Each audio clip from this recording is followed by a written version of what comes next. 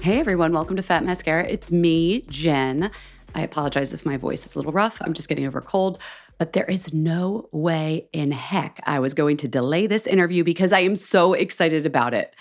So this episode, as you saw, is all about makeup brushes, but I wanted to do this interview because we have these like two sleeper hit interviews in our back catalog. Jess and I talk about them all the time, where we spoke with a soap manufacturer about how soap gets made and a candle manufacturer about how candles get made. And these are like two of our most popular interviews. They're also two that Jess and I loved so much.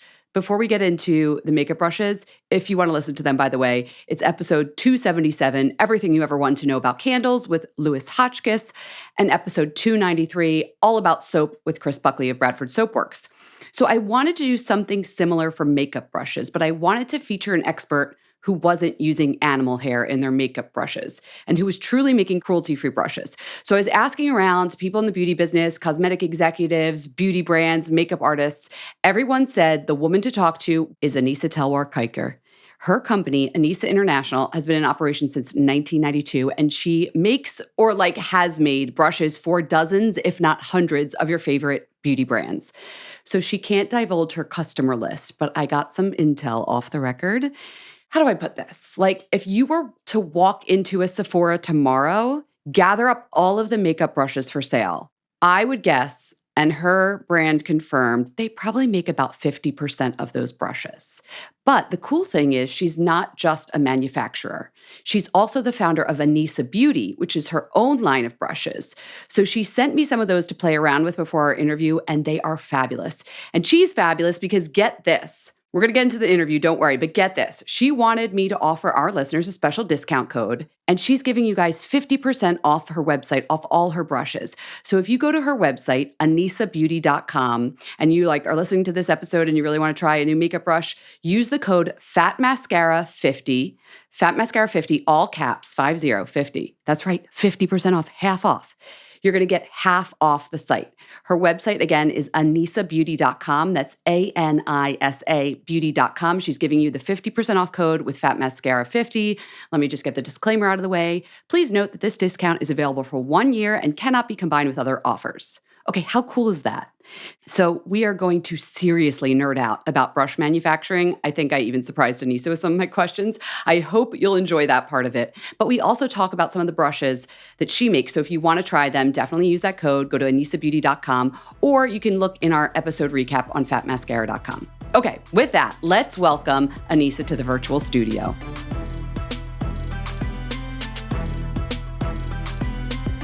Anisa, hi, welcome to Fat Mascara. Hello, Jen. I'm so excited to be here. This isn't your first podcast, is it? No, but not with someone like you. Someone like me? All right, fine. I will take it. It's okay. Well, I'm going to get deep on the beauty stuff. You know, I have so many questions for you. But just to give our listeners a little bit of background, in my head, you're the brush manufacturing queen. I've been hearing your name for years as the go-to person for making makeup brushes. You have your own line now as well, but I know you do private label for other brands. What got you into this line of work? It's so specific. It is not what you would expect. And I never thought I'd be here. I never thought this is what I would do with my life. And it really had to do with a family business that went awry. I had started very young working with my mother from the time I was 17. When I was working with her in this international trading company, I met this gentleman who sold brushes and manufactured brushes. His family, that's what they did. So then when my family's business, my mother's business fell apart, I had nothing to do. I had no degree. I had nowhere to go other than possibly going to him. And that's what I did. I asked him, can I please sell your brushes? And when I get paid, I will pay you. And he said yes. And that's where it began. So you were like a distributor first? For about 8 to 10 years, yes. What time period are we talking about? 1992 is when I started this business. Because I was thinking about this with makeup brushes. I think 30, 40 years ago, most regular consumers using makeup if a brush came with like a compact, they'd use it, but nobody had like a full set of makeup artist makeup brushes. Am I right about that? You're so smart. I mean, you get it. And so, I mean, that's what it was. They were these little brushes that came in compacts. One of my first customers was Revlon. I was just happy to ship them 300,000 little brushes that came into a compact.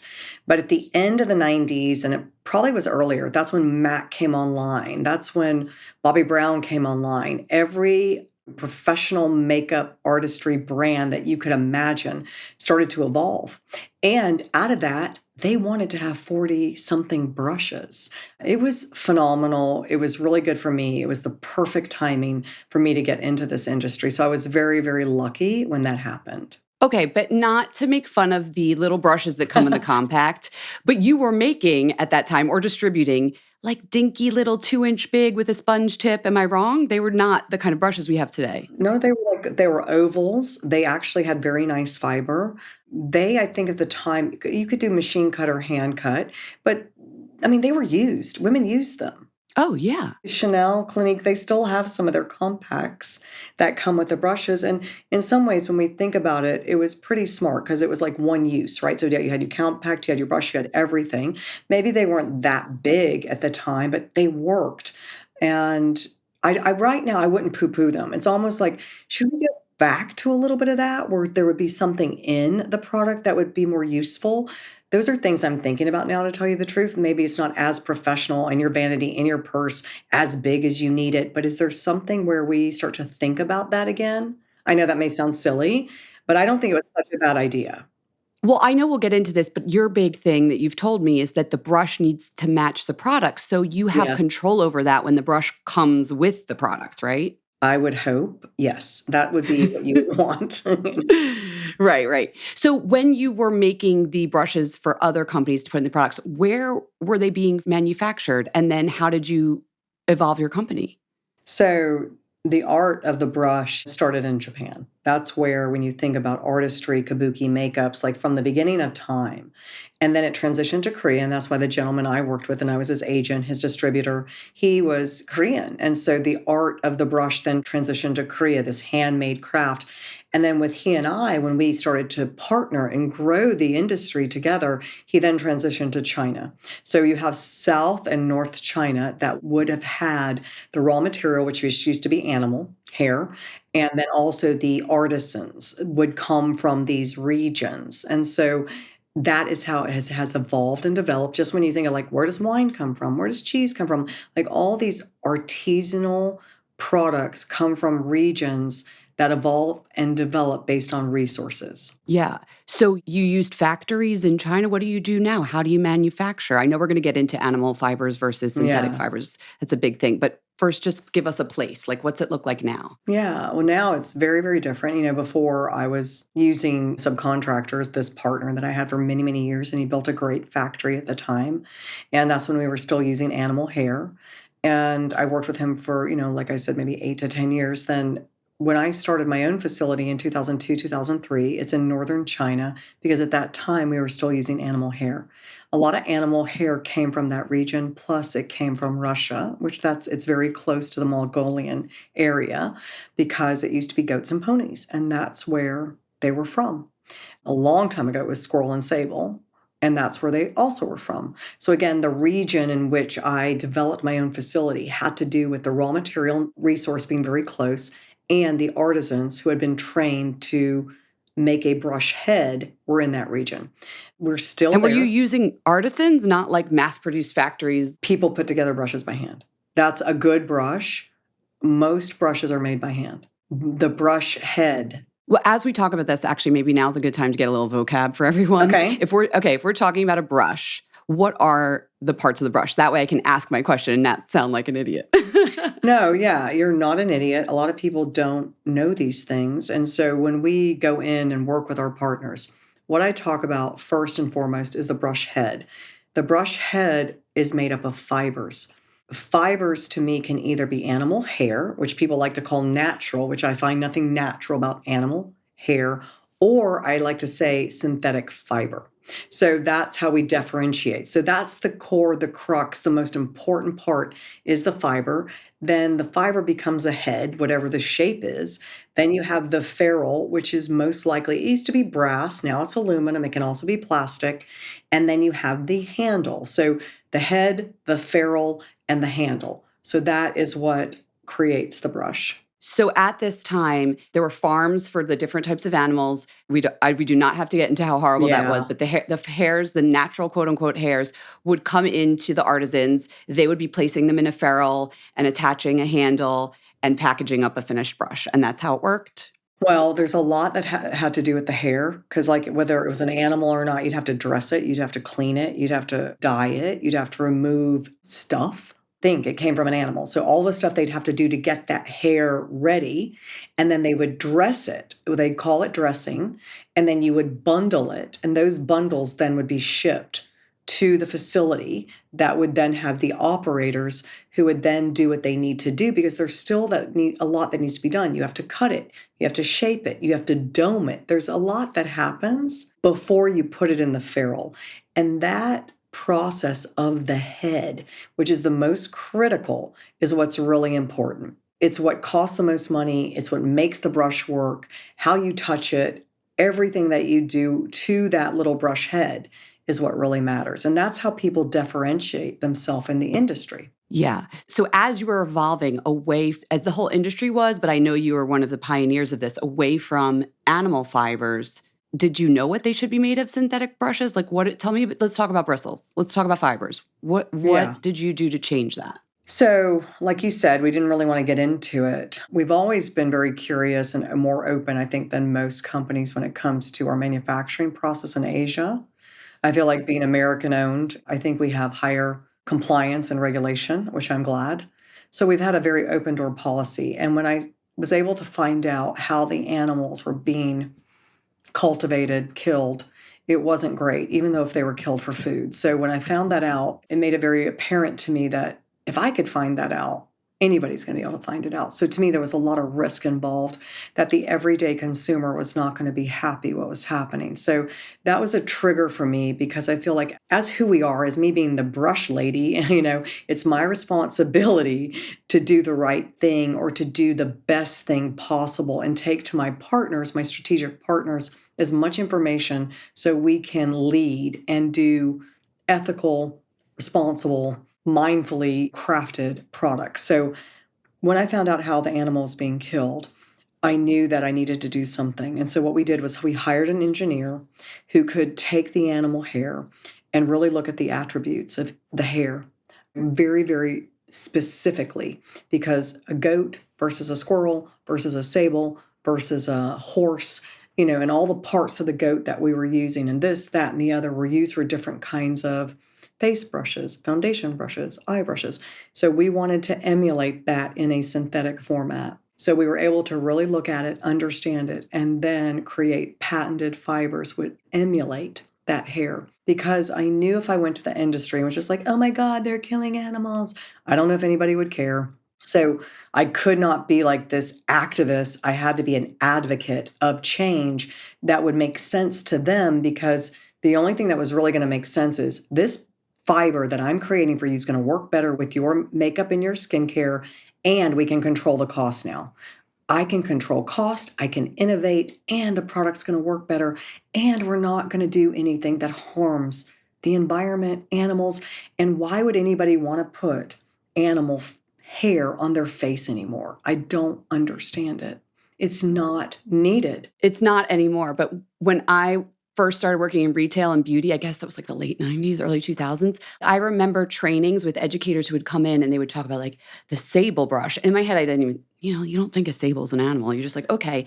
And they would talk about the tip of the fiber of a sable hair is this very thin, pointed, or the goat hair is softer and fluffier. Tell me now, how do you differentiate fibers now that they're all made of, like, what are they made of, these synthetic materials? Does it depend on the type of fiber? Yeah, they're petroleum based, but it has to do with the extrusion process. So there are 4 ways that you can extrude and you can create a fiber. I love that you understand. It's really funny to me that you get it because there's a tip there's a wave, there's a length, there's an extrusion shape. So everything when it came to synthetics and why they did not work, like the first brushes were Taklon out of Japan, I think it was Yes. Origins, and it was really, really floppy. Yeah, and just so you had to fix that. Well, it was extruded as a cylinder. And so what we realized, if you extruded into different shapes, you would have different ways of picking up the product and releasing the payoff. It was super cool. So we have different extrusions, which I love. I'm picturing can I just help people visually? I'm picturing that Play-Doh thing we had when we were little. Where you put the Yes. Play-Doh in, you clamp down, and it comes out in little tiny straws. The Or it's like shapes a of those pasta holes. maker. It's like, the Yes. Okay, pasta, there you go. right? Yeah, so you can have a pasta maker that has the round, but what if you did it in a triangle? What if you did it in a star? What if you did it in a quad? We were like, hey, there is different shapes. Why don't we try that? And so those first synthetic brushes might have all just been round, let's say, if we don't know. You They started did, experiment. yes. Oh, they were. Okay. Obviously, Yes, that's what you'd probably pick. So you started experimenting. I guess people looked under a microscope. Wow, it's actually a little bit of an oval or a triangle to mimic that natural hair. 100%. And then there's a wave, like our hair has the cuticle, right? So animal hair has a cuticle. That's what picks up and that's what releases with pressure. So everything has a cuticle. So we would look at the wave. So the wave is a process of dipping the raw material into something that will create a wave. And that's very controlled. So again, a good brush is what we're educating our strategic partners has to do with the quality of the fiber first. Okay, here's my analogy for this one, if this helps, because you're doing hand motions, but say it's plain spaghetti, it's very smooth on the edge, the sauce slips off. If you made it a curly ramen noodle or like a gemelli or whatever, sauce clings to those little textured spots. So this wave that you're talking about is the textured edges of the extruded synthetic material. 100%. It's like maybe it has like because I loved the pasta analogies, and I think I should call my new fibers after pastas because instead of the way we've been naming them, because I think it's so consistent. Because again, how they do create pastas with certain kind of shapes and textures, because most likely the starches or whatever it is that it's picking up and releasing, the flavors Yeah. it's picking up and releasing. So similarly, I think that's a very good visual and a very good example of the differences of fiber. What do you call your waves and fiber shapes right now? These proprietary names? I don't need to. No, they're patented names. So we have our first fiber, which emulates goat, is called TRX. We have a fiber called SQ Plus, which emulates squirrel. We have another fiber, star fiber, because it's the shape of a star. We have PNP because it emulates pony. So those are the names that we did. Consumers probably never going to know this, but did makeup artists know if the makeup artist is making a line? Say I'm a makeup artist, I'm going to create a new line, I want to do brushes. Do they know because of what's in their kit, I need X kind of quality, or are you doing a lot of educating with the people you work with to make their brushes? So for an artist or a brand, how we look at it, because they care about the product, right? They do. And of course, there are amazing brands that really care about the brushes too. It's rare sometimes I feel you have a good partner who knows both. So they really depend on us they will share with us, okay, this is my formulation. This is the gesture I prefer. This is how we want to educate people. We want to then come in and really support them. These are our recommendations, right? Also, we send our product for testing because, again, you have really great people who they know what they want, they know what they're looking for. The more we can get involved, we feel like the faster we can create and collaborate something very original for that brand, because you can mix these blends. You can take this and come up with something very special. So we love when we're able to just get in there from the beginning to ensure there's a differentiation, because we don't want everybody to have the same thing, because not everybody's product is the same. Even if we use TRX for this brand, maybe we use TRX for this brand, but a little differently. That's the point of different brands and different makeup formulas. So the brushes need to marry with their products. And that's our job. That to me is our job. That's why there's a lot of brushes, and I don't like to say this. There are a lot of brushes there. There are a lot of Me Too's out there. You can just get whatever, 10 brushes for $5 on Amazon. They're made of a cylinder, synthetic. They may look like they're different, but they're the same, very slick, disposable, churn and burn. We want to make sure what we make is long lasting. We want to make sure what we do is artisanal.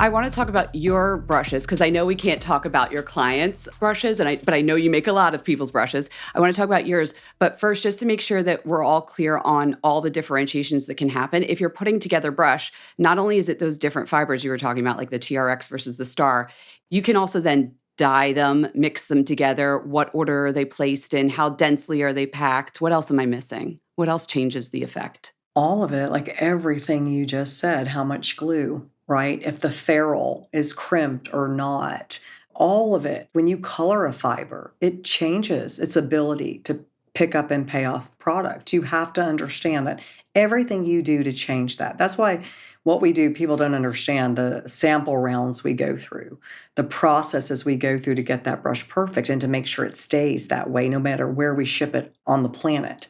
There's a lot of work that we do to ensure that the standard, the range board, like we have to negotiate, like there's a range. What's a range board? Well, God. That's just a word I never. Well, there's a. What is that? You have a standard, like you have the perfect, right? This is my perfect head. I want this forever. But because it's a handmade product and because there are factors that, because it's handmade, you have a minimum and a maximum that we must fall within. So we have to educate our customers, our partners, like you have to allow the range. That's the beauty of a handmade product. So two brushes from one brand are like snowflakes. They're never going to be exactly alike because we're working with thousands of little fibers, but you want them to be within this range. So the range board is the examples of like the brush could be from here to here and it's going to work well. You want your sample. Okay. And it's really up to we have to deal with that a lot because if you slightly tweak something, it may not do what they intended it to do. And that is very important that we adhere to the product pairing expectation. One thing I didn't say, but then I was thinking about in the extrusion process, is there also how the tip of the fiber, whether it's like blunt cut or whether it's like tapered to a point, is that even play into it? 100%, because the PNP is a blunt, because like pony hair was very like oily, very scratchy. So the PNP that we have is blunt, no real tip. SQ though, fine, fluffy, soft like a squirrel. So that tip is very thin and very long. This is a lot of information. I wanted to get nerdy. Listen, if people want to tune out, that's fine with me. I bet there's a lot of makeup artists that kind of instinctively know these things when they're applying on someone's face. They can feel the difference, but might not know why that is. So I'm curious about it. I just found out, like I'm learning all the time because one of my teammates, she's in PD, she loves brushes. I didn't know there's a release and bend aspect too. That's what artists are used to. That's why they love sable, because the way it would be flexible, but it would not have too much bend at the same time. I mean, that's to me an artist, like what an artist is really looking for when it comes to a brush. They're looking for this density versus this flexibility. And that's another thing that comes from the head and the fiber. That comes together. Let's talk about density since you brought it up. How does that affect makeup application? Less nerdy, but maybe for the consumer, the makeup artist who's applying. If there's a lot of firmly packed, densely packed bristles, what does that do for the color laydown versus a loose and fluffy kind of brush? So I'm not a makeup artist, and I just kind of do what I do. So what I've learned depends on the face or the eye brush, right? So if an eye brush is small and very, very dense, it's not going to be forgiving. But then what I like about dense face brushes is that you can work that product in. So if you're heavy-handed, you're going to be able maybe to blend it faster than if it was more flexible. But then there's this medium range when it comes to face brushes. If it's like got a kind of like a bit of a medium range, you can work a tinted moisturizer almost into be a medium coverage. Then if it's an eye and you got this medium range, then you might be able to really blend out pigment and have it be a little bit more versatile. So I come from this point of view where, again, what's quick and easy, not what's artistry sometimes when I design a brush for my own line. And again, brushes, the whole point to me for the everyday woman, the everyday consumer, the everyday anybody who loves brushes, how can I make it a little foolproof? Because they can be intimidating. Yeah. So in general, I had learned that like the denser packed was laying down more color. But what I hear you saying is not only that, if it's a bigger dense brush, like say I have here your Pinnacle foundation brush, It's actually, this is not that dense. Let's do this one. No, What's that has this? a medium. So that is the travel pinnacle. This one feels a little denser. It is. And that is because it's smaller and it does not have a mix of products. So if you're traveling, how I look at it, sometimes when I travel, I want heavier coverage because my skin is going through whatever it's going through when I travel and I need it to be faster. Yes, faster. Right? So that's that blending thing you were saying. Because it's densely packed, I lay down the color, but then I can really work it in and blend it. Because I'm thinking dehydration, no sleep. Because when you're traveling, to me, we're not in routine and the skin needs more coverage. So that's why I looked at a denser travel brush. I don't know if you have my buffing bronzer there. Guys, Anisa sent me some brushes, so I knew what we were talking about. I don't know where that one is at the moment, but tell me about that brush. It's very dense. Okay. Why? Because for bronzers, what I've noticed for people sometimes is that I think a bronzer should look like second skin. It should not lay on top of the skin. So you're really trying to create that beautiful second layer of color. So with the buffing bronzer, it's super dense to really, whether it's a powder or cream, when I think of the Chanel bronzer, how to get it out of the pan and onto your skin for even coverage is why I designed that to be the way it is. Yeah, your brushes feel very much designed for the way people put makeup on their own face versus a makeup artist. 100%. Okay, because that was the difference for me. Because I remember anytime I would interview a makeup artist, they would say we were talking about blush. It would be this loose dome. They all loved this Japanese brush. It was like hand-tied, whatever it was. Again and again, I heard about it. Maybe NARS found it in Japan in the 80s. I don't know. And some people had this blush brush, and I used it on myself, and I was like, nothing comes off this brush. I don't even see the blush when I lay it down. Why are you nodding? Because I get it, and you're exactly right. I mean, there's two ways. To me, that's a very hard brush to use, but an artist knows how to do it. Well, they're also coming at your face at a different angle than you. So you design brushes in the Anisa Beauty line so that when I come at the angle on my own face, things are going to be working how I want it. I design brushes for you to be able to use them easily, that you don't have to have somebody else do your makeup.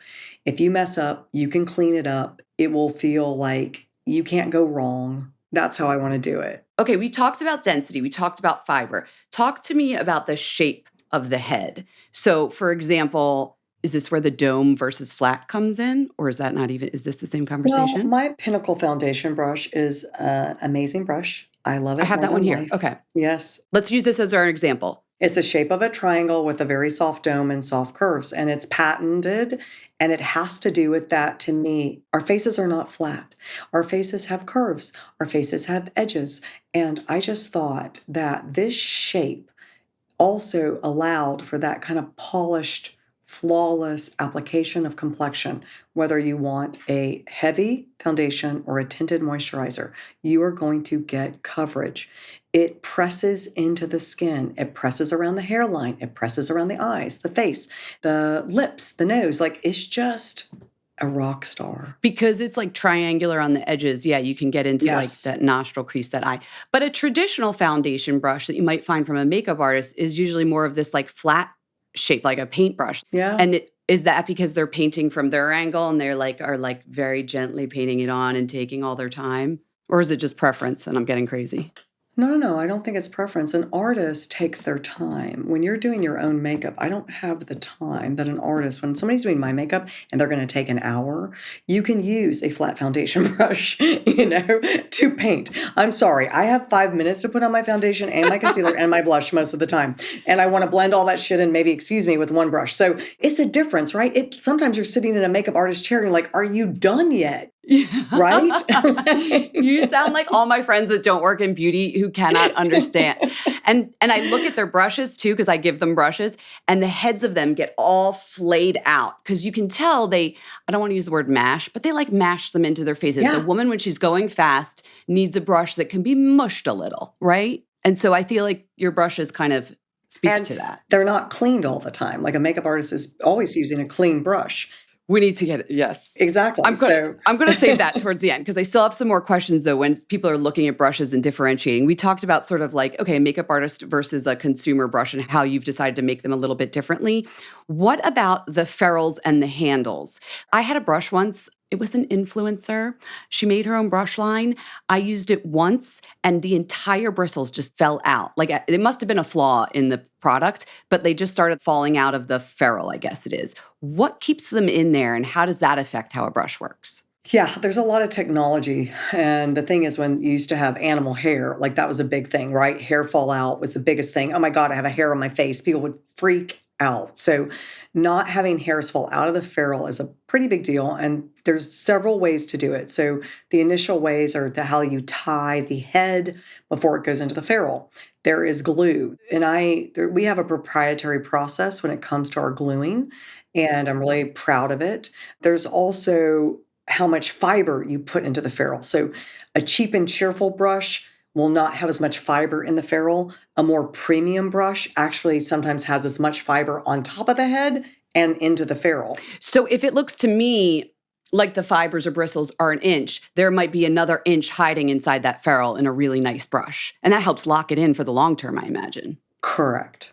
Whereas if they're really shallowly placed, maybe that's what happened with my. Well, I think it sounds like it was a glue issue. I don't know. Sometimes you have to let, the kind of glue, how long you let the glue dry, all that kind of stuff is in play. Glue does really impact the head. We've been noticing that recently with some of the angled heads that we create. If you don't put the glue in a certain angle, what is it going to do to the head? So again, it's made by hand. This is not a very big product, right? When you think about how big these brushes are and it's made by hand, any little thing's going to impact it.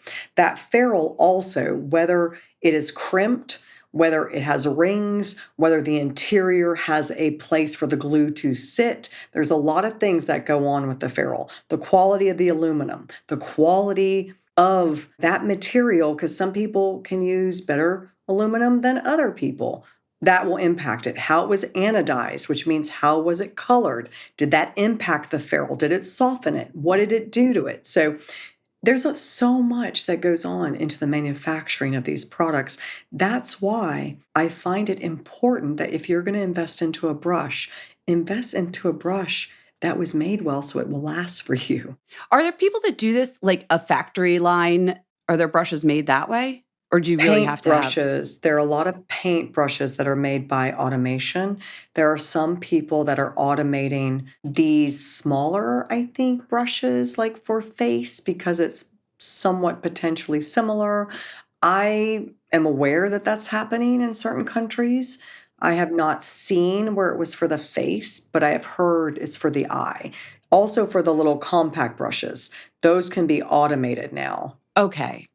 But I didn't realize it was still such an artisanal kind of manufacturing process. 100%. To create that head is done by hand if you're going to do it Yeah. right. And then the last part that we sort of didn't touch on, the handles. Talk to me about handle length because I have a bunch of brushes right here and they're all over the place. Some are long, some are short. How does handle length affect the way the makeup was applied? That's really up to the brand. That is just preference. The Bobbi Brown handles of ancient times, which still are kind of, but again, what you said, I think was very poignant.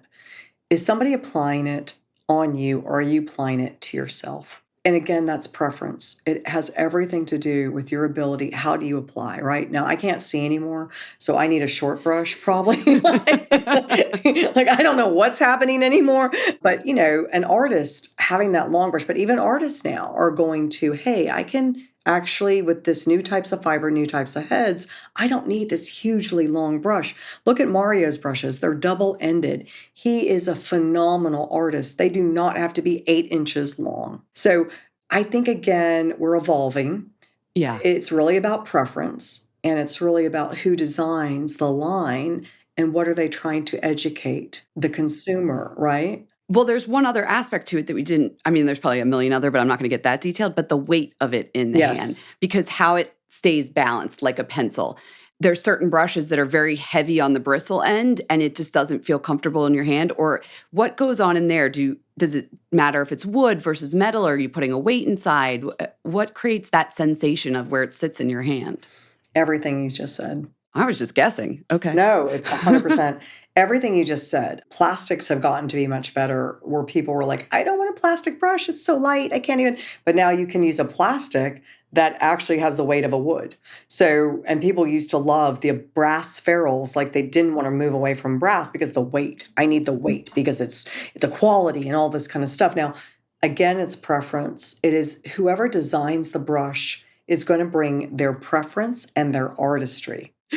The people designing the Prada brushes must be very strong. I just pulled out, this is a Prada brush. These are new brushes that just came out. That's the luxury codes Jess and I talk about a lot. So with sustainability, people equate heft and weight with luxury, and we want people to get away from that mindset because it just doesn't feel as sustainable. Can I look at that brush? I want to see it. I haven't even seen that. What's it made of? It feels like it's a metal and then another metal for the... Okay. And it's heavy. I can almost feel that, like when you sit it on your finger, the back end has like a weight in it because you can put weights in brushes. So definitely what you said. Yeah, interesting. They're lovely brushes, but I just noticed how heavy they were. Are they man-made fiber, or do you think, what are they? I have no idea, but I would hope so. I would hope they are. You'd be surprised what still has animal in it. And that's something people should look for, obviously, when they're shopping, right? It has to be put on the box, wouldn't it? No, I don't think people are talking. So if you're not seeing them say 100% vegan or cruelty-free on the brushes, which of course, if they are, you'd want to tout that. But I've seen people who have animal hair say cruelty-free also. How does that make logical sense? Because they're not. There's probably no regulation on that term, I imagine. Cruelty-free. It's like the word natural. People used to say that they shave the goats. That was not true. Yeah.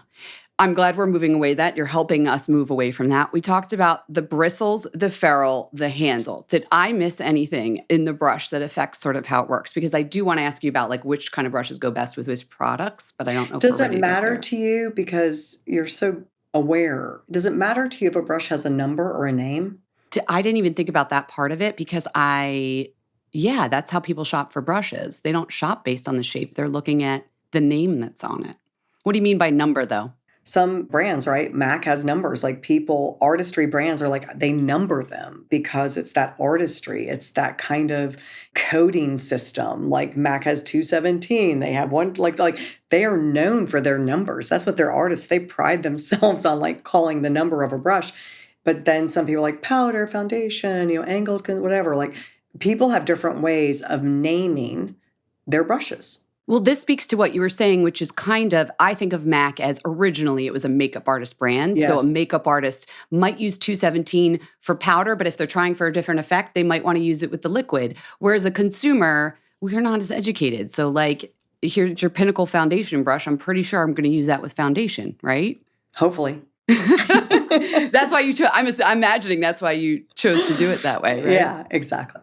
So when we're shopping for brushes and matching, like you said, you made this Pinnacle foundation brush because you're the kind of person who wants it to be able to build the coverage. You want to smush, smush, smush. You want it to be fast on blending.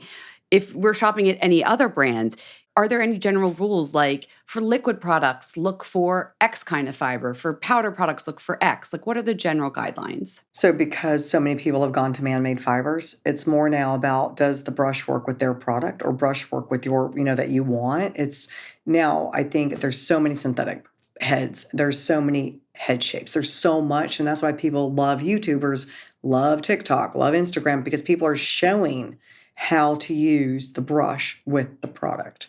And then you're going to have to go touch and feel if you're in the store, or you're going to have to trust and purchase and see if it worked the way you wanted it to work. That's just part of it. Have you ever looked into how many brushes a typical consumer owns? Yes. And so it's not as many as you would think. So it's potentially 3 to 5 over a lifetime, which is not to me that many because odds are she's not replacing her foundation or her concealer as often as she should. And she might not be buying brushes that meet the trends. And I have seen women who haven't cleaned a brush for 10 years. I keep putting off that part of the conversation. We're going to put that off even a little bit longer. Let's talk about this foundation and concealer brushes. They don't last as long as like a powder product brush? No, I think that foundation products are the most dynamic. They're the ones that change the most in the industry. And our complexion look and our skin we changes. didn't have skin tints 3 years ago. What's a skin tint? I've been having to be like, can you define what you think of it as? It's a very slippery, liquidy, serum-y foundation. That needs a different brush than your Estee Lauder Double Wear from 10 years ago. I think, yes, I do think that. And the thing is, our skin changes over time and our skins are changing quickly, right? And yeah, I think foundation complexion brushes are the most dynamic. You should test new trends and test new brushes with those new products. That's what I think. That's a good point because I think a lot of women's foundation product has evolved in the last couple of years. That was the category I probably would know. Like an eyeshadow, powder eyeshadow.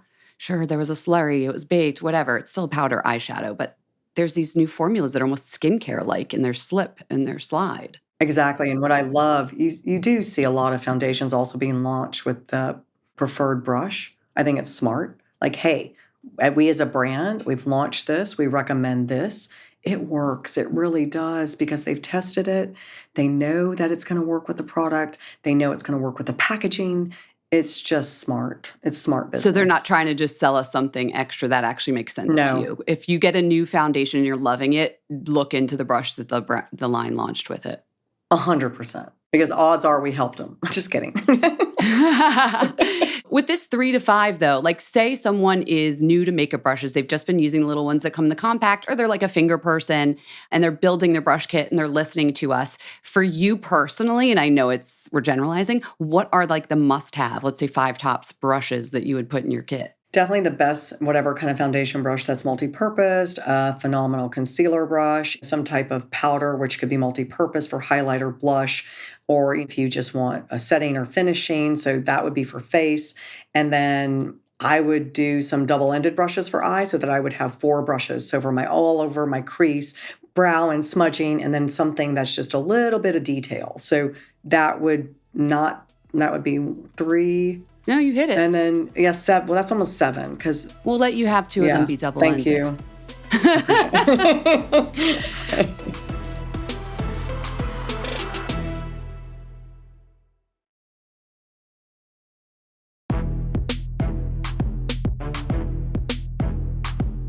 That doesn't feel unreasonable to me.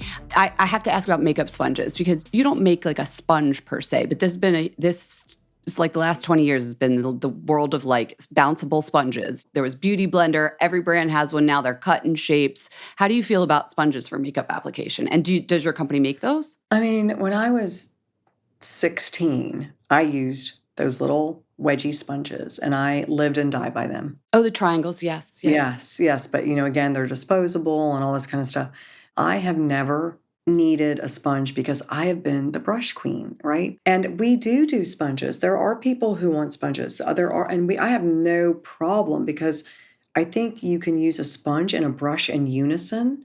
And some people, whatever they're doing with the baking or the finishing or the setting, but to apply foundation, it's just not been since I was 16. And then I got into brushes. I just never went back. That was my thing. Okay. I also have to ask about, I'm a bit of a cynic, and I know you make skincare brushes. I have one here. Oh, cynics. Okay, it's called the Pinnacle Skin. A lot of people are doing that. I've seen this trend come up, and I was confused by it at first, and then I'm Who's like, doing it? We're doing it. Nobody else is doing it. Okay, why might someone want a brush to apply their skincare? Well, just like with foundation and concealer, we all used our hands in the past. It is a similar premise of pairing products. The fiber that I make my skincare brushes with is not the fiber I use for a makeup brush. No, it looks like wavier almost. Well, there's a lot going on with it. And then the glue that's in there is not the same glue as a makeup brush, and the handle is not the same as a makeup brush. We are looking better longer. The skincare products that are out there are kind of friggin' amazing. I cannot believe what is happening. Like, I had this skincare esthetician because I had such bad acne. And so for the last 20 years, I have been able to have the best skincare treatments. Now they're friggin' everywhere. Like, it's unreal. So why would you use hands that are porous and hot on your face when you could have a fiber that will apply evenly, that will give you better penetration and distribution and more hygienic? And then you can pump it on. You're not dipping your fingers in all these fingernail stuff that's going on right now. To me, the logic, it's just logical. And once you start using my Pinnacle Skin Brush to apply your first layer, I promise you, you will not go back because It applies so evenly.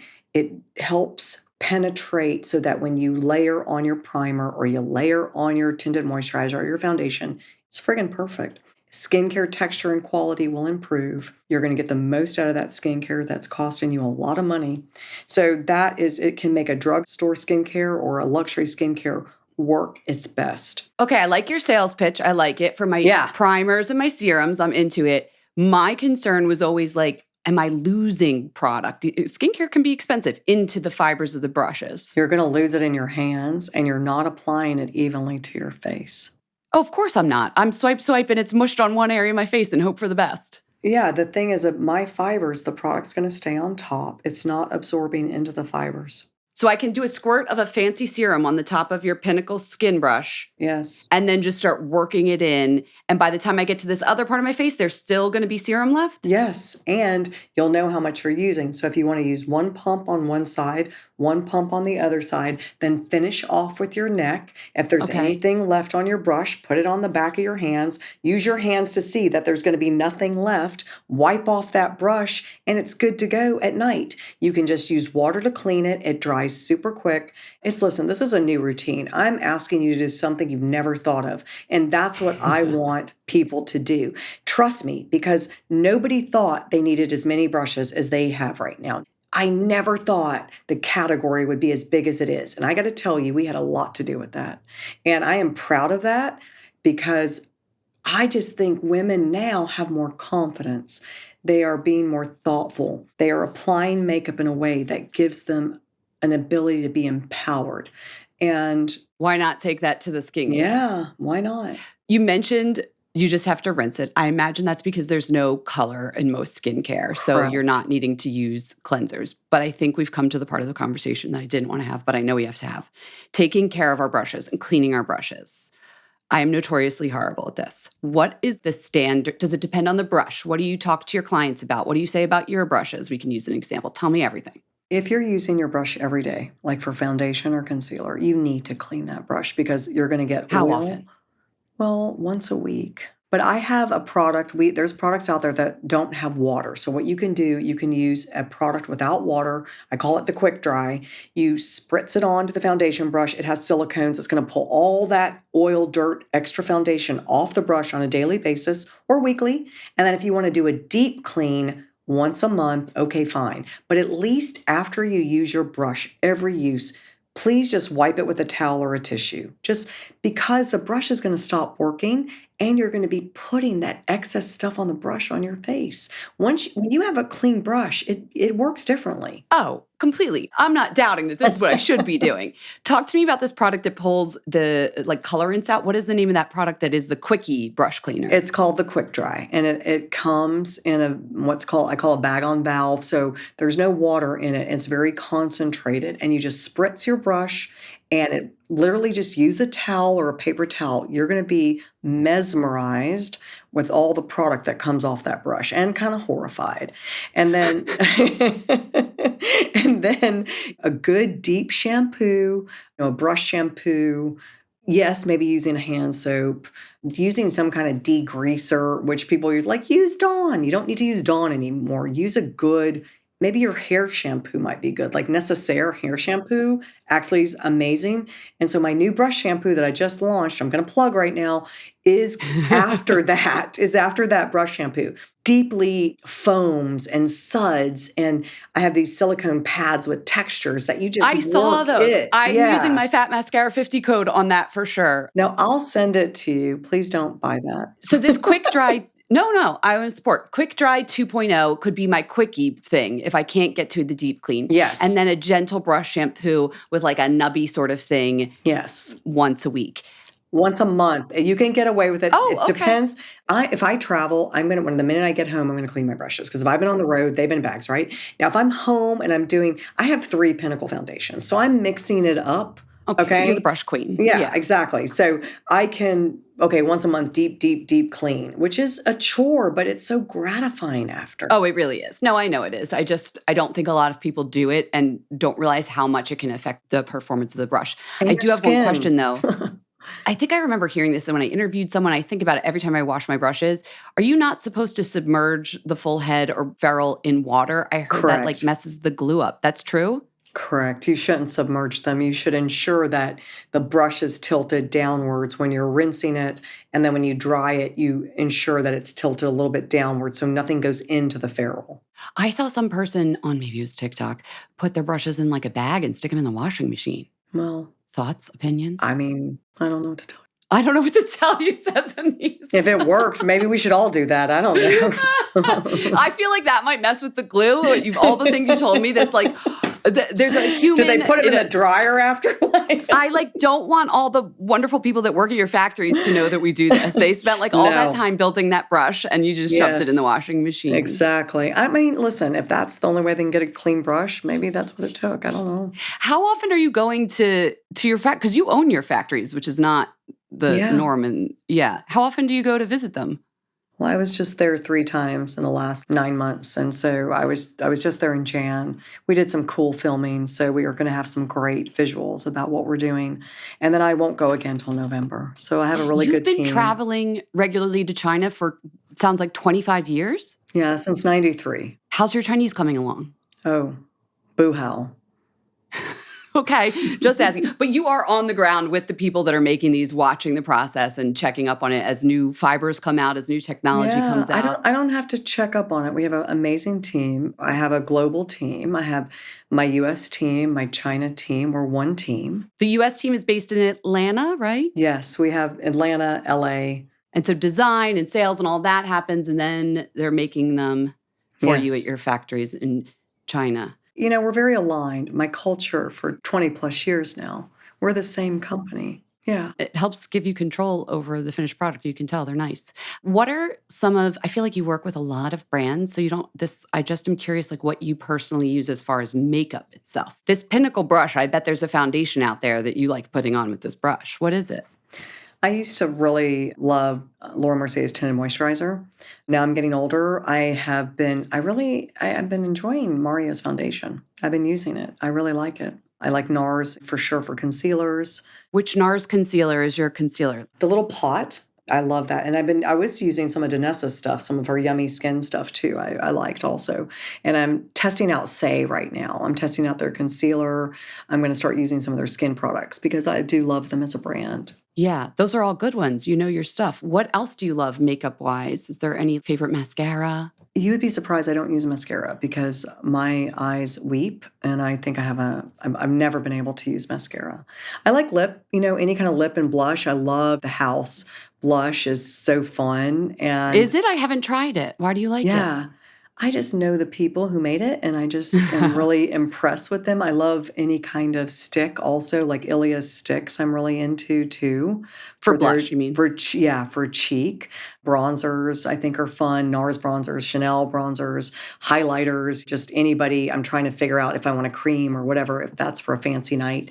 And then shadows, again, I've been leaning into like Hermes I tried recently, Dior, and then again Mario. So yeah, I love stuff. Yeah. What's on your lips right now? I think this was Valentino.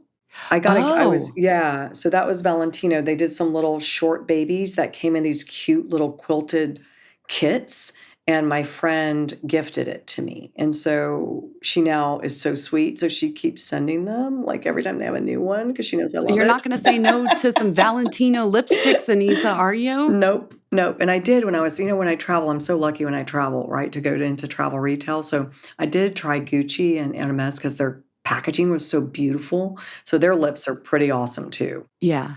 Any other favorite skincare, perfume, candle? Are you like a perfume person, candle person? I do. I love all of it. I mean, I'm a big Nest fan. And then I just saw Courtney Cox speak at the Women's Wear Daily CEO Summit. So I kind of want to try her candles. They're And good. I mean, they looked really good. Home Court is So the brand. Yeah. yes, yes. And then for fragrances, I'm just kind of like finding these like little mom and pop shops, right, that have these beautiful, like, one-offs. I don't even remember their names, to tell you the truth, but I'm just really into that right now, and I get to go to London a lot, so I get to, like, shop through there looking for fragrances. Skincare, I love Sederma. It's a medical brand in Clayton Chagall that I have been using for years. Wait, I don't know. Sederma I've heard of. You use Yeah. what do you use from them? All of it, like their vitamin C's, their retinols, they have amazing sprays. I mean, they have all kind of gold and apple stem and all that stuff. I love it. So we can imagine that your Pinnacle skin brushes work very well Yes. with the Sederma brand. Totally dumping, dump, dump, dump, you know? And then Clayton Chagall's out of Canada. They have some elastins, they have some collagens, and they have a really cool, like, AHA mask that I can use Clayton for Chagall AHA mask? Yeah, yeah. So if I have any kinds of like if I want to retexture, or if I've been traveling and my skin is just giving a little bit of inflammation, then I will use the mask to calm everything down. Oh, I think I would like that. Do you put the mask on with a brush? I do. I have a mask brush. It's a fan. It's so good because it Oh, that's just evenly, like at the spa.